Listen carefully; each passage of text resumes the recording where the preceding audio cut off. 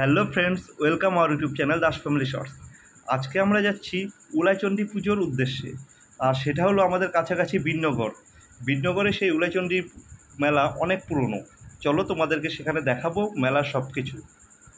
যেটা ভাবছিলাম সেটাই হলো, গেটটা পড়ে গেল।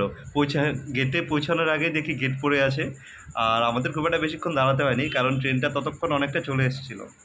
তারপর কিছুক্ষণ পরে গেট উঠে গেল আর আমরা বেরিয়ে গেলাম। এখন আমরা চলে এসেছি, আর পেছনে যে রাস্তাটা দেখতে পাচ্ছি ওটা আমরা রানাঘাট হয়ে আসলাম, আর এই সামনের দিকে যে রাস্তাটা বেরিয়ে গেল ওটা হলো বিন্নগর স্টেশনের দিকে চলে যাবে। আর এই পাশ থেকে রাস্তাটা মেলার ওইদিকে যাবে, তাই এখান থেকে পুরো বাইক এন্ট্রি নো এন্ট্রি। তাই আমরা বাইকটা গ্যারেজে রেখে দিয়েছি, এখন আমরা সামনের দিকে যাব। ঘড়িতে এখন 6:05 বাজে, আর আমরা এখন মাত্র ঢুকছি।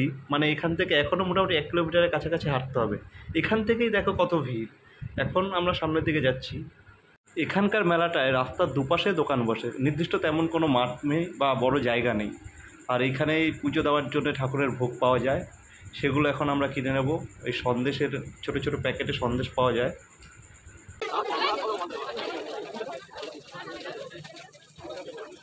এই পুজোতে এখানকার যে মেন ভোগটা সবাই দেয় ঠাকুরকে, সেটা হলো মাটির মালসার মধ্যে নানা রকমের ফল, নকুলদানা আর ফুল দিয়ে দেওয়া হয়। এগুলো 20 টাকা 30 টাকা করেছিল। আমরা একটা কিনে নিয়েছি, এখন সেটা আমরা ঠাকুরের কাছে পুজো দেবো। এখন আমরা ঠাকুরের কাছে পুজো দেবো, আর এইখানে প্রচণ্ড ভিড়। আর দেখো, এখানে দেখতেই পাচ্ছ অনেক কটা পুরোহিত আছে। তোমরা যাকে খুশি যেখানে ফাঁকা পাবে সেইখানেই তোমরা ভোগটা দিয়ে পুজো করে নিতে পারো।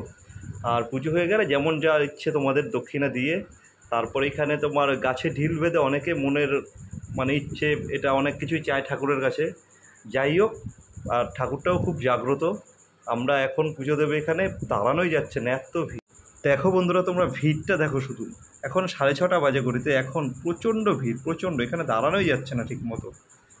আর এখানে দুটো জিনিস আছে প্রচলিত, এখানে পাঠা বলি হয়, আর অনেকেই ঠাকুরের কাছে মানসিক করে, তারা অনেকেই পায়রা ওড়ায়।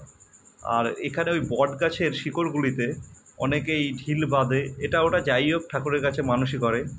আর এখানকার ঠাকুর খুবই জাগ্রত। তোমরা চাইলে তোমাদেরও যা মন চায় তেমন মানসিক করতে পারো। পুজো শেষ করে এখন আমরা বাড়ির দিকে ফিরছি। প্রচণ্ড আওয়াজ, আর এখন রোদ উঠে গেছে, ভালোই গরম লাগছে।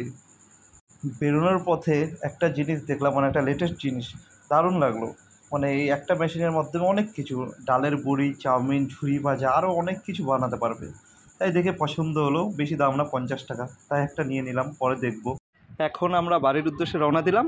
আর একটা কথা বলে রাখি, এখানকার মেলাটা প্রত্যেক বুদ্ধ পূর্ণিমাতে এই পুজোটা হয়, আর এটা সকাল সকাল হয়। তোমরা চাইলে আসতে পারো। যাই হোক, আজকের ভিডিওটা এখানেই শেষ। চলো, টাটা।